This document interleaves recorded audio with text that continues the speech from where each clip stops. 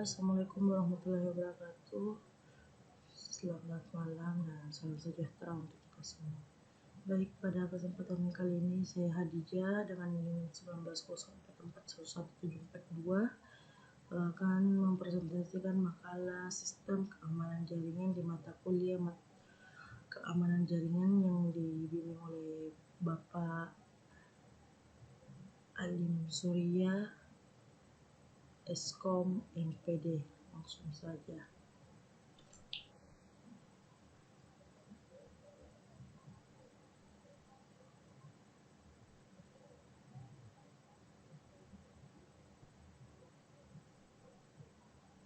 Kita masuk di pendahuluan atau latar belakang.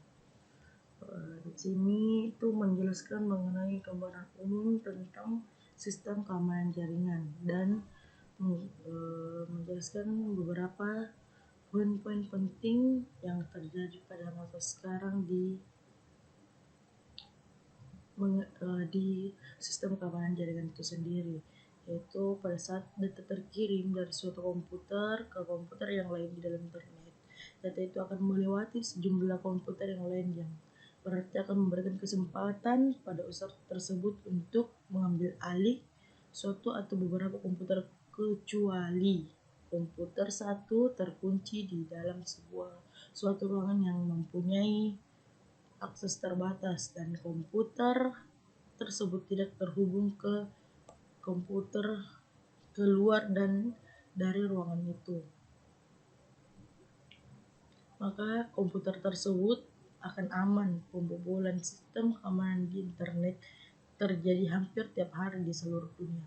Makanya mengapa sangat pentingnya yaitu mengenai sistem keamanan jaringan itu sendiri. Adanya lubang terjadinya pembobolan atau mengenai pembobolan ataukah seperti cyber yang bisa meretas itu karena adanya lubang-lubang keamanan sistem operasi yang menyebabkan kelemahan dan terbukanya lubang yang dapat digunakan pada hacker, checker, dan scribe kiddix untuk menyusup ke dalam komputer tersebut. Oleh karena itu harus ditentukan siapa saja yang diperbolehkan mempunyai akses legal di dalam sistem dan ancaman-ancaman yang dapat mereka timbulkan. Ada beberapa tujuan yang ingin dicapai, karena tidak mungkin seseorang akan membobol suatu sistem kalau tidak ada yang ingin dia capai, tidak ada tujuannya. Oke, lanjut.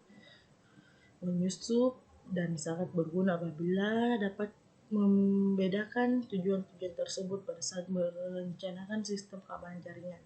Beberapa tujuan para penyusup adalah: contoh, pada dasarnya hanya ingin tahu sistem dan data yang ada pada suatu jaringan komputer yang dijadikan sasaran penyusup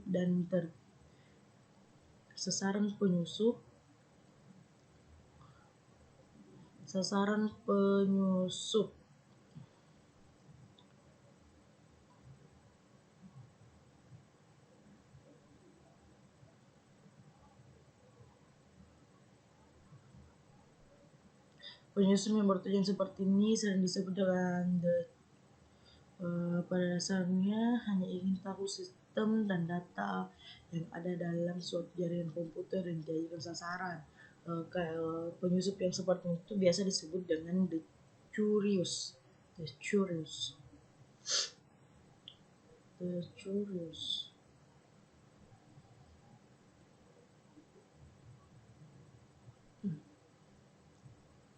Yang kedua itu membuat sistem jaringan menjadi down atau mengubah tampilan situs web. Penyusup yang mempunyai tujuan seperti ini sering disebut dengan the malicious. Terus yang berusaha untuk mencari sumber daya di dalam suatu sistem komputer untuk memperoleh popularitas. Penyusup seperti ini disebut dengan the profile.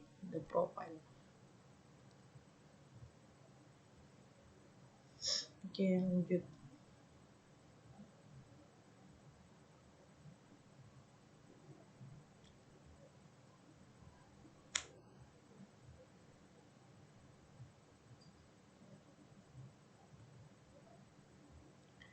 Oke, pelaku kejahatan internet. Tipe-tipe dari pelaku kejahatan di internet di dunia maya atau internet umumnya tipe mereka diambil dari cara kerja atau tujuan mereka dalam melakukan tindakan perilaku yang menyimpang.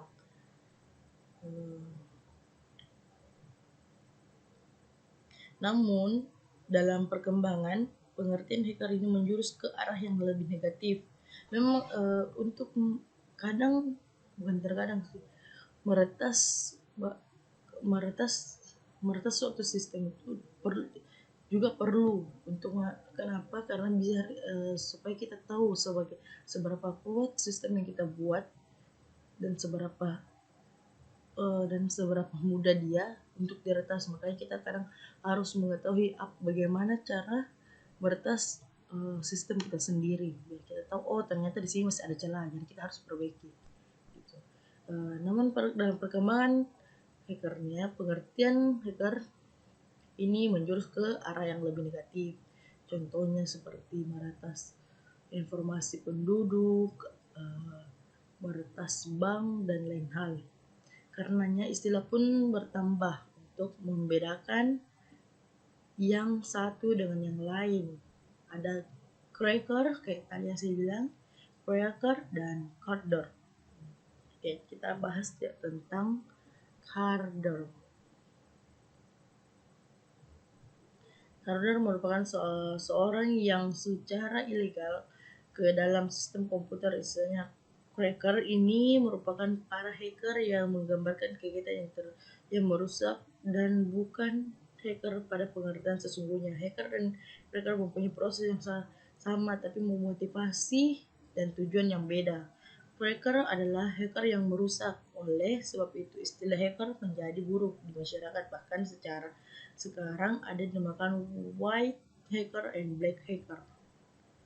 Lanjut kita ke tipe selanjutnya, itu predator. Ditinjau dari tujuannya, predator merupakan seorang yang melakukan tindakan kejahatan terhadap jaringan telepon, misalnya menyadap jaringan telepon seorang atau badan pemerintah dan menelpon interlokasi gratis. Triknya adalah dengan menggunakan sebuah fluid yang menghasilkan suara kurang lebih 2600 MHz saat menelpon. Dari sinilah istilah predator mulai dikenal. Jadi predator ini yaitu seseorang yang melakukan tindakan kejahatan terhadap jaringan telepon. Lanjut ke nomor 3, yaitu coder. Coder sendiri yaitu kelompok orang yang melakukan tindakan kejahatan dengan melakukan manipulasi nomor kartu kredit orang lain dan menggunakannya untuk kepentingan pribadi. Sejarah yang paling fenomenal adalah seorang coder yang bernama Kevin Mitnick melakukan manipulasi kartu data sebanyak 2000 nomor kartu kredit. Berbagai virus dan tindakan para coder untuk menyerang semakin ganas, tidak kurang situs-situs besar yang mempunyai tingkat keamanan yang lebih tinggi dijebol seperti situs berita internasional CNN.com, Yahoo.com, Astaga.com, bahkan situs pemerintah Amerika Serikat, situs Gedung Putih, FBI, dan Microsoft pun terkena. Lanjut, yaitu security internet.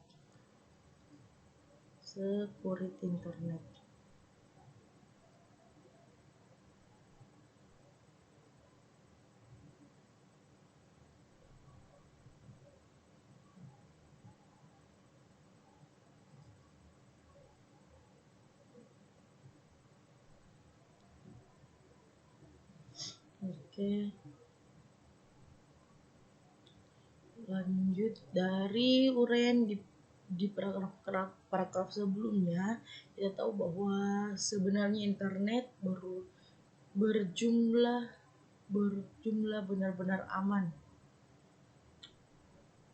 Beberapa alasan untuk ketidakamanan internet adalah sebagai berikut. Yang pertama, internet kenapa tidak aman? Karena wilayah bebas tak bertuan, tak ada pemerintahan dan hukum yang mengaturnya.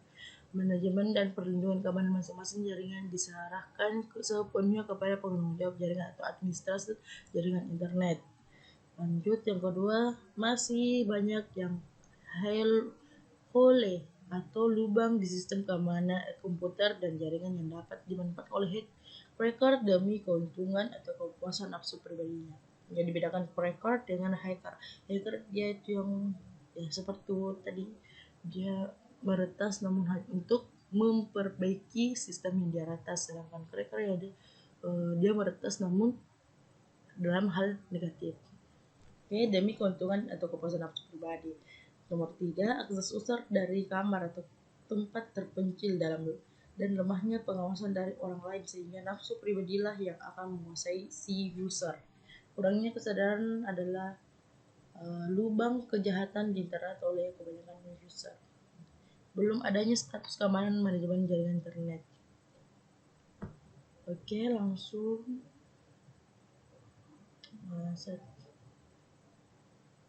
adapun beberapa aspek keamanan komputer. Yang pertama, privasi.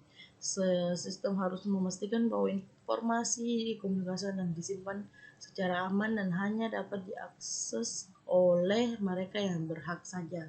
Yang kedua, integrity. Sistem harus memastikan bahwa informasi dikirim secara menyeluruh, lengkap, dan dalam keadaan tidak berubah. Informasi dikirim tidak bisa diubah tanpa seizin pemiliknya.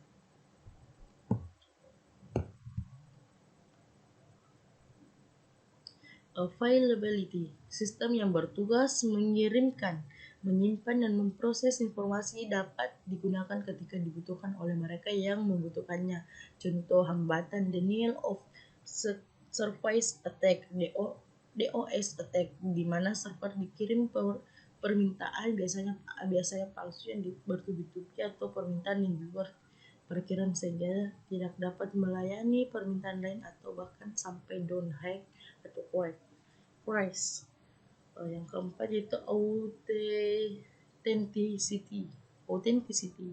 Kita harus memastikan bahwa pihak, objek, dan informasi yang berkomunikasi adalah real dan bukan akun palsu. Adanya tools membuktikan keaslian dokumen dapat dilakukan dengan teknologi watermarking untuk menjaga intellectual property, yaitu dengan dokumen atau hasil karya dengan tangan pembuat dan digital signature. Lanjut itu masuk ke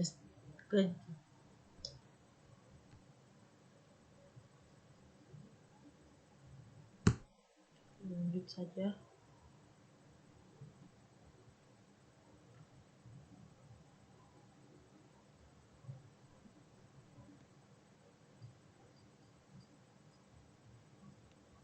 Oke, kita lanjut di 2.6 yaitu cara aman berselancar di dunia maya. Ya, tentu pasti kita ingin mengupload foto, status apa segala macam di dunia maya secara aman, lancar, dan tenang. Maksudnya tidak ada yang menggunakan foto kita sembarangan apa dan segala macam, atau data diri kita yang paling utama. Nah, oke, ini adalah beberapa cara aman berselancar di dunia maya. Yang pertama, gunakan favorit atau bookmarker. Penggunaan favorit atau bookmarkers ini dimaksud untuk menjamin website yang digunakan adalah benar-benar website bisnis internet yang telah diikuti, sebab banyak upaya pencurian username dan password dengan cara membuat website palsu yang sering sama persis dengan aslinya dengan URL yang mirip dengan aslinya. Jika dalam melakukan aktivitas menemukan kejanggalan di tampilan halaman yang berubah dan koneksi terputus, lalu muncul halaman yang meminta memasukkan user dan password. Kadang ini kita masuk, misal contoh seperti masuk di Facebook, kita sudah masukkan username dan passwordnya, tapi setelah masuk tampilannya berbeda. Maksudnya di sini dia tuh meminta kembali untuk konfirmasi kembali, ataukah dia tiba-tiba masuk ke halaman yang berbeda, yang bukannya seharusnya masuk di profil malah tempat yang lain. Contohnya seperti itu. Nah, jangan sampai kita kita langsung mengisi isi, akhirnya password dan username kita teralihkan. Yang kedua yaitu gunakan antivirus. Contoh antivirus, gunakan antivirus seperti firewall, apalagi Smadak, bisa ya seperti itu antivirus yang lainnya. Contoh lanjut lagi ya, seperti ini gunakan firewall. Untuk lebih mengoptimalkan pertahanan komputer, maka gunakan firewall untuk Windows XP dan Vista bisa menggunakan firewall standar yang ada. Saat ini ada beberapa firewall yang cukup mumpuni untuk mencegah para penyusup seperti Komodo, firewall Sona Alarm, ataupun mengaktifkan firewall bawaan Windows. Setiap Windows memang memiliki firewall, namun kadang ada yang belum diaktifkan langsung, ada juga yang harus ada yang aktif langsung, ada juga yang harus diaktifkan dulu. Lalu gunakan internet browser yang lebih aman. Jangan asal download, ketik ini langsung masuk di situ. Misalkan internet browser yang Anda gunakan itu yang resmi dan bukan yang abal-abal. Lanjut, hilangkan jejak. Windows dan browser biasanya akan menyimpan file-file cookies, history atau catatan aktivitas user. Ketika berinternet ini merupakan sumber informasi bagi para hacker untuk mengetahui kegiatan user dan juga mencuri username dan password setelah digunakan dalam berinternet. Kan kadang kita kalau masuk ke di Facebook atau kalau masuk ke di email apa segala macam, pasti ada bilang simpan user dan password. Lebih baik kita itu skip saja itu, karena kadang yang seperti itu akan tersimpan di browser kita dan itu lebih mudah diambil alih oleh seorang hacker. Dan lebih baiknya setiap kita selesai berselancar di internet kan pasti akan muncul yang namanya history atau segala macam. Jadi lebih baik kita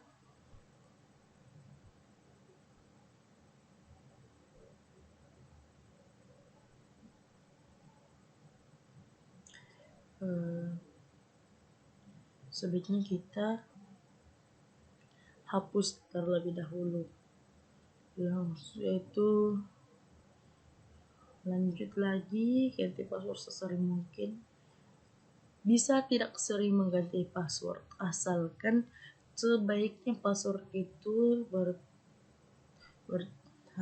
terbentuk oleh angka, huruf kapital, tanda, dan huruf kecil. Itu lebih aman. Terus buat password yang suka ditebak, jangan bikin password yang seperti pakai nama sendiri, pakai tanggal lahir, itu lebih gampang ditebak. Jangan terkecoh ke email palsu. Kadang kita disuruh tiba-tiba konfirmasi email yang baru masuk ini. Jangan sampai. Mungkin itu saja yang dapat saya sampaikan. Mohon saran atau kritikan yang memang perlu biar saya menjelaskan lebih baik lagi daripada sebelumnya. Mohon maaf jika memang mohon maaf jika penyampaiannya harus yang sedang saya alami menjadi kurang sehat. Oke, cukup sekian mungkin dari saya. Assalamualaikum warahmatullahi wabarakatuh.